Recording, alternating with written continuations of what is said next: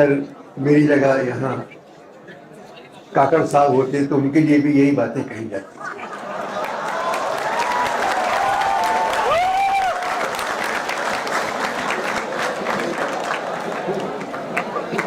حضور نے کہا تھا تعلیم حاصل کرنے کے لیے چین چلے جاؤ۔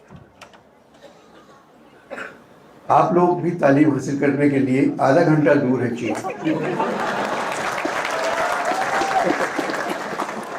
اتنی دور آپ لوگ تعلیم حاصل کرنے آتے ہیں۔ میں اگر چھوٹا ہوتا اور یہاں آتا تو میں بچہ جیل چلا جاتا تاکہ ایک ہی دفعہ آنا، روزانہ آنا جو ہے نا یہ بہت مشکل ہے۔ اور سید صاحب اتنے شریف آدمی ہیں، علی سید صاحب اس طرح بات کرتے ہیں، میں سمجھا حبیب یونیورسٹی میں ہیں، کیونکہ حبیب کے بہت قریب ہے یہ۔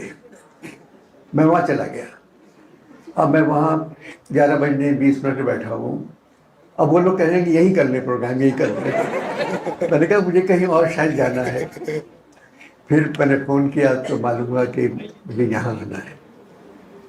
15 منٹ دیر سے آیا، معافی اس کی، اس میں میرا قصور نہیں ہے، میری عمر کا قصور ہے، میں 84 برس کا ہوں، آئی ایم 84۔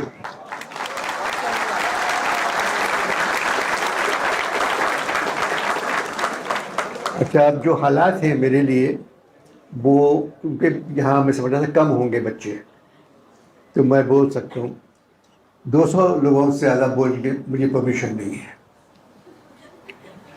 یہ اداروں کی طرف سے ہے۔ آپ اگر جہاں 200 لوگ ہوں ان کو آپ نہیں بول سکتے۔ تو میں پچھلے دنوں لاہور گیا، پنجاب یونیورسٹی نے بلایا مجھے، گورنمنٹ کالج، اور انہوں نے کہا ہم منیر نیازی کے لیے ایک پروگرام کر رہے ہیں، فیض صاحب پہ تو ہوتے ہیں، فراز پہ ہوتے ہیں، اقبال پہ ہوتے ہیں، تو ہم منیر نیازی پہ کر رہے ہیں پروگرام، تو آپ آ جائیے۔ میں چلا گیا، دگنے بچے تھے اس سے، بھرا ہوا ادھر ادھر کھٹکھٹ، چاچا صاحب بھی بیٹھے ہوئے تھے۔ تو میں نے کہا کتنی دیر بولنا ہے مجھ کو؟ تو کہنے کہ 40 منٹ۔ میں نے کہا میں 20 منٹ منیر پہ بات کروں گا، 20 منٹ نیازی پر۔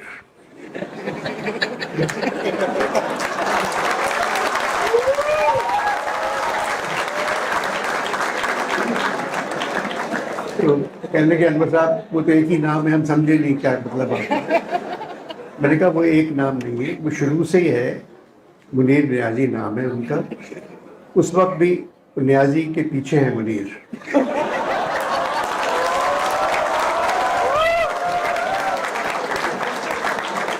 اور آج بھی نیازی کے پیچھے ہے منیر۔ تو کہنے لگے کہ آپ ایسا کریں احمد الدین قاسمی میں بات کر لیں۔ میں نے کہا ٹھیک ہے، پھر میں قاسمی صاحب سے بات کر کے آ گیا۔ آج مجھے بلایا ہے اقبال کے لیے۔ میں نے سید صاحب سے پوچھا، انہوں نے صرف کہا کہ انور صاحب آپ کو اقبال پہ بات کرنا ہے۔ میں سمجھا میری دوست ہیں بشرا انصاری، ان کے میاں پہ بات کرنا ہے، اقبال انصاری پر، ان کے دوسرے میاں کا نام ہے اقبال حسن۔ تو اللہ تعالیٰ کا شکر ہے کہ علامہ اقبال نہیں ہے۔ تو یہ کہ پھر احسن اقبال بھی ہیں، اقبال بانو ہیں، مجھ سے کہنے لگے کہ نہیں آپ تو اس طرح کی باتیں کرتے ہیں، آپ کو علامہ اقبال پہ بات کرنا ہے۔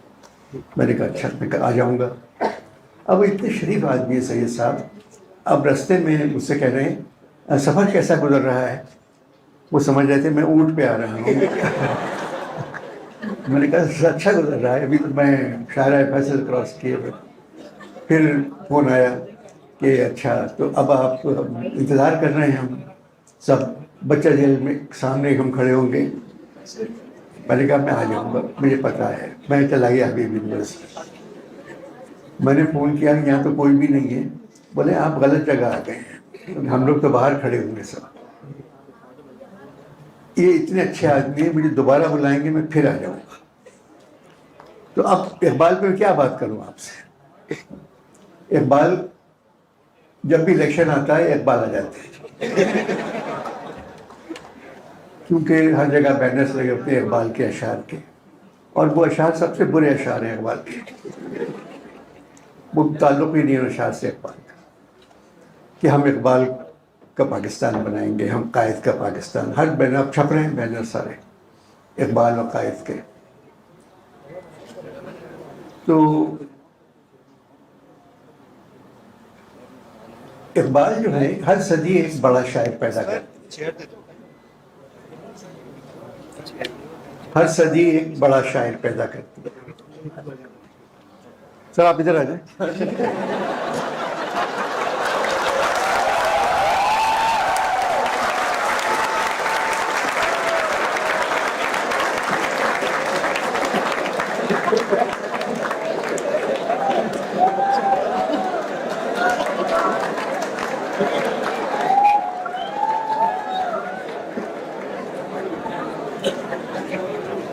ہر صدی ایک بڑا شاعر پیدا کرتی ہے. ایک صدی نے میر تقی میر کو پیدا کیا، ایک نے غالب کو پیدا کیا، ایک صدی نے اقبال کو پیدا کیا. فیض صاحب کی بدقسمتی کہ وہ اقبال کی صدی میں پیدا ہوئے، اس لیے فیض صاحب ہمیشہ نمبر 2 شاعر رہیں گے، نمبر 1 اقبال ہے. اور یہ ادب کی جو سلطنت ہوتی ہے، اس میں اگر وہ کرسی خالی ہو جائے بیٹھنے کی سربراہ کے، تو وہ پھر خالی رہتی ہے. اس پہ بیٹھنے کے لیے اس کے برابر کسی کو آنا چاہیے، ورنہ یہ کام چلتا رہتا ہے. تو اس صدی میں یہ کام چلتا رہا. فیض صاحب بہت بڑے شاعر تھے، بہت بڑے شاعر. تو اب اقبال پہ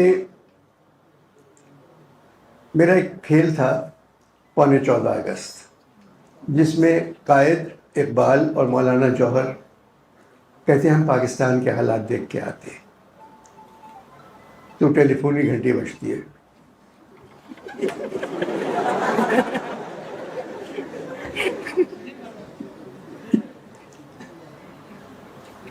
بیٹا بری بات ہے، میں تو ٹیلی فون گاڑی میں چھوڑ کے آیا ہوں، وہ بھی ایسا ہے چھوٹا والا جو بالکل. وہ پاکستان جائیں گے دیکھنے کے لیے. جوش ملیح بازی نے منع کیا تینوں کو، مت جاؤ، سوڈان چلے جاؤ، پاکستان مت جاؤ. انہوں نے کہا نہیں ہم جائیں گے پاکستان. تو مولانا نے کہا کہ نہیں جوش تو ہمیشہ یہ ایسی باتیں کرتے ہیں، ہم پاکستان آئیں گے. پاکستان آ جاتے ہیں، 7 دن کراچی میں رہتے. کوئی پہچانتا نہیں ان تینوں کو کون ہے. اسلام آباد جانے کے لیے ہوائی اڈے پہ بیٹھے ہوئے ہیں، تو اقبال اپنے انداز سے کنپٹی پہ سر لگائے بیٹھے ہوئے ہیں، قائد بریف کیس لیے بیٹھے ہوئے ہیں، مولانا جوہر کی گود میں VCR ہے. تو اب بیٹھے ہوئے تینوں، مولانا کہتے ہیں کہ قائد حیرت کی بات ہے، تم لوگوں نے کیا کچھ نہیں کیا ان لوگوں کے لیے. میں نے تو کچھ نہیں کیا. 7 دن رہے تم لوگ کراچی میں، کسی نے پہچانا نہیں. تم اپنے مزار بھی گئے، پھر بھی کسی نے نہیں پہچانا. تو علامہ سو رہے کہہ رہے یہ پھر کوئی خواب دیکھ رہا تھا.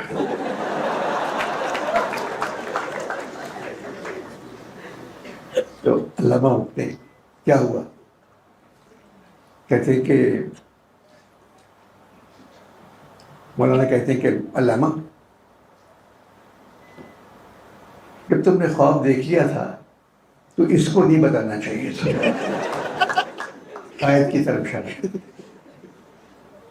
قائد کہتے ہیں کہ ہوتا ہے دنیا بھر میں، ایسا ہوتا ہے کہ لوگ بھول جاتے ہیں کہ لوگوں نے کیا کام کیا تھا. علامہ تم جا کے معلوم کرو کہ ٹکٹ ہمارے کنفرم ہوئے یا نہیں.